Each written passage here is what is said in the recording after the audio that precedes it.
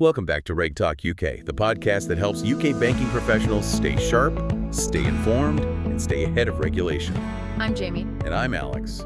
And this week, honestly, we're looking at a set of sources that paint a really bizarre picture of the UK.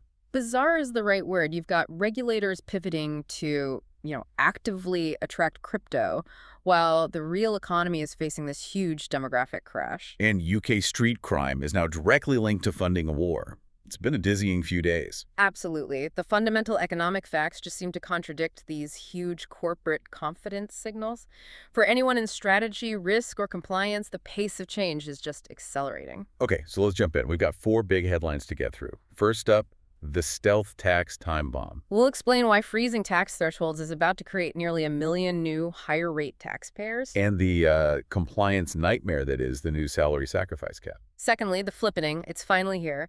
Revolut's latest valuation has now officially eclipsed Barclays. Which really accelerates the disruption, especially as this stablecoin war against the, $120 billion cross-border payment fee pool really heats up. Third, and this one's serious, compliance teams now have to connect UK street crime to geopolitical risk. Yeah, the NCA has drawn a direct line from cash to crypto, laundering in, I think, 28 UK cities. Straight back to a bank that was bought specifically to help fund the Russian war effort. Incredible. And finally, the ONS has confirmed a massive, unprecedented collapse in net migration. A demographic shock, which frankly challenges every single bank's forecast for loan demand, for staffing, for UK growth itself. Right. Let's start there. Let's unpack that macro picture. We have to open with this unbelievable paradox. On the one hand, you see this overwhelming confidence in the City of London. You mean the JP Morgan Chase announcement? Exactly. I mean, it's a colossal investment in a new Canary Wharf tower. The numbers are just staggering. 3 million square feet. 3 million. That's double the footprint of the Shard. It's designed to hold 12,000 staff. The Chancellor called it a multi-billion-pound vote of confidence. It's a huge, bullish, long-term bet on the UK. It is a massive signal of confidence in London as a global hub. But then you have to square that with the macro reality from the ONS this week. The migration cliff edge. Right. And this data just throws a huge spanner in the works for anyone running a UK domestic strategy. A cliff edge is right. I mean, it's the speed of it.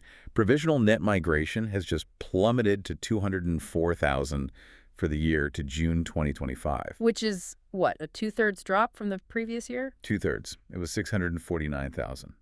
And it's nearly an 80% fall from the peak in 2023. I mean, a drop of that size in 1 year it's almost unheard of outside a major crisis. And the ONS is very clear. It's driven by policy changes, restricting dependents for students, for care workers, the higher salary thresholds for skilled workers. So how do you reconcile these two things? How can JP Morgan be planning an expansion for 12,000 staff while the ONS says the talent pool is shrinking so dramatically? That's the key question, isn't it? And I think the distinction is that JP Morgan is betting on the global strength of the city.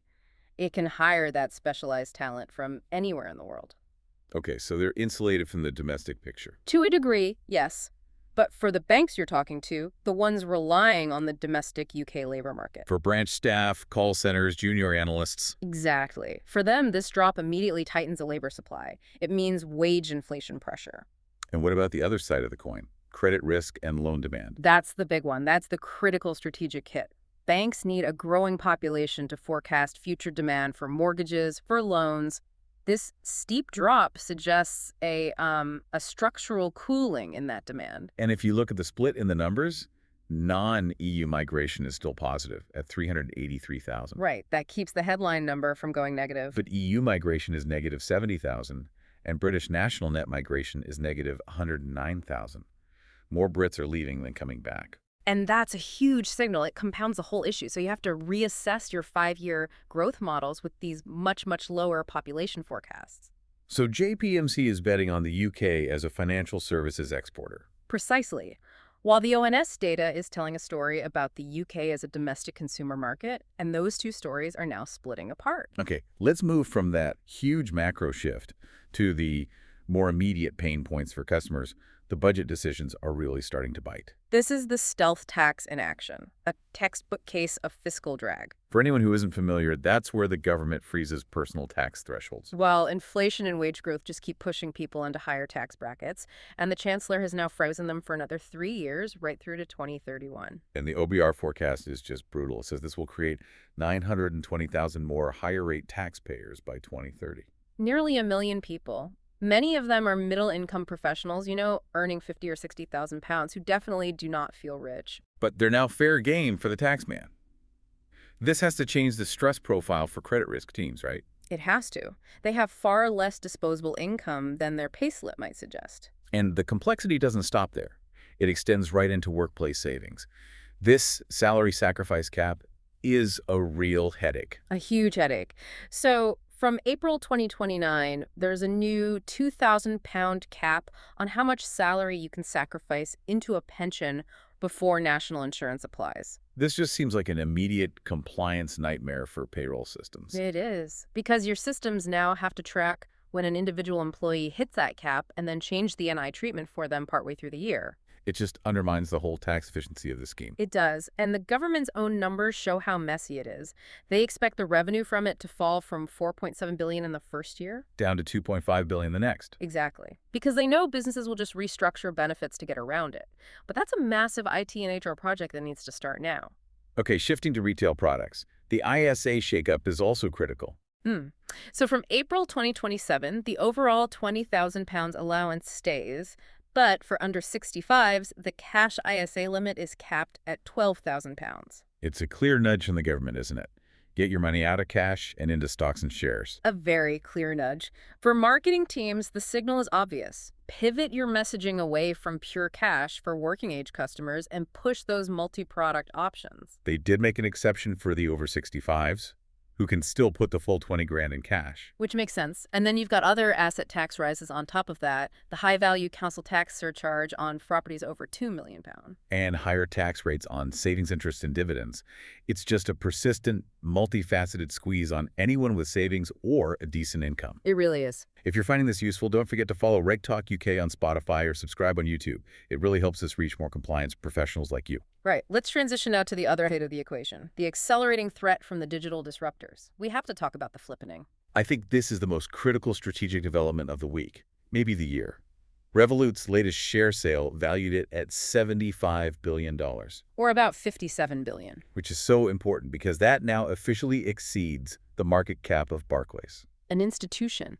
It's more than just a headline, isn't it? It's proof that these new players, without the legacy costs, are growing in scale and confidence far faster than the giants. And it's fueled by real profit, $1.4 billion pre-tax last year, and investment from the likes of NVIDIA's venture arm. Which tells you they believe in Revolut's ability to leverage AI and scale globally. Then you have the second major disruption, which is the direct attack on payments. Klarna is launching a stablecoin. KlarnaUSD, a dollar-backed stablecoin on Stripe's Tempo blockchain coming by 2026. This is a direct shot at that $120 billion global fee pool from cross-border payments. Their goal is to make those payments significantly cheaper, so they're just bypassing the whole correspondent banking system. The whole thing. SWIFT, the card networks. By tokenizing the dollar, you just eliminate the need for all those intermediary banks who each take a cut. Settlement goes from days to seconds. So the old Nostro Vostro account system is just obsolete. In this new world, yes. Klarna can internalize all of that at a fraction of the cost. Instant cross-border transfers become the new normal. It's no surprise, then, that regulators are so clearly pivoting to be pro-growth, pro-tech. Absolutely. FCA Chair Ashley Alder literally said, rebalancing risk is a cornerstone of their new strategy. He sees risk as essential for innovation. So it's a move away from hard-edged gates, as they put it, and more towards transparency, like with the consumer duty. Exactly. And David Gill at the FCA hammered it home, saying the UK is open for business, for crypto and stablecoin firms. They want a proportionate regime. And they're putting their money where their mouth is. The FCA is launching a stablecoin-specific group in its Regulatory Sandbox. A safe space for firms to test these new technologies under supervision. It's a very clear signal. And look at the leadership changes. Sheldon Mills, the FCA's consumer chief, is stepping down to lead a review of AI and financial advice. Which tells you managing algorithmic risk is now a top-level priority. And it's not just the FCA. The PRA is also holding roundtables on model risk management SS123, specifically for AI and machine learning models. It's a joined-up approach. Oh, finally, we have to address financial crime. This week it moved from the abstract right onto the high street. Operation Destabilize from the NCA. The scale of this is it's stunning. A billion-dollar money laundering network operating in at least 28 UK towns and cities. And their method was classic modern illicit finance. Collect dirty cash from UK street crime drugs, firearms. And convert it into crypto, these cash-to-crypto swaps. But here's the really alarming part for compliance teams. The network then purchased a bank in Kyrgyzstan, Karamat Bank, Why? specifically to facilitate payments and sanctions evasion for high-level clients, including the Russian state's military. So, dirty cash deposited in a local UK branch could be directly funding state-sponsored sanctions evasion. That's the direct line. The NCA Sal Melki said it explicitly. A line from crimes in our communities to sophisticated organized criminals and state-sponsored activity. So what's the immediate implication? Your traditional compliance framework is no longer enough. You have to enhance your monitoring of cash-to-crypto flows, especially those small, frequent cash deposits in lots of different places. UK street crime is now geopolitical risk. And quickly, on the market abuse front, the FCA also secured charges against 2 individuals for insider dealing. Bosher Sharapov from Jefferies and Bixon Avazov. It was over a student property takeover back in 2021. The key detail here is that the FCA said its specialist market monitoring systems identified Mr. Avazov's trades as suspicious. Right. It's another clear signal to the market. The surveillance tech is getting better and better, and the FCA is actively pursuing cases based on what its algorithms find. Okay, let's bring all of this together. There's been a huge amount to process this week. What are the final essential takeaways? For compliance and AML officers, the top priority has to be Operation Destabilize. You need to urgently enhance your transaction monitoring for crypto-linked flows. Those small cash-to-crypto swaps are now a red flag for state-level sanctions evasion. For strategy teams, the threat from digital incumbents is no longer theoretical. The Revolut flippening and Klarna's stablecoin launch are real. You have to accelerate your digital wallet and stablecoin readiness, or you will lose market share in payments. And finally, for credit risk, the budget's fiscal drag policies, that stealth tax, and the salary sacrifice cap, they confirm a long-term squeeze on middle-income finances. You have to adjust your risk models to account for the instability of these new higher-rate taxpayers who are, in reality, just middle earners facing a constant tax hike. That's all from us this week. Thanks for listening to Reg Talk UK. Until next time, stay sharp and stay compliant.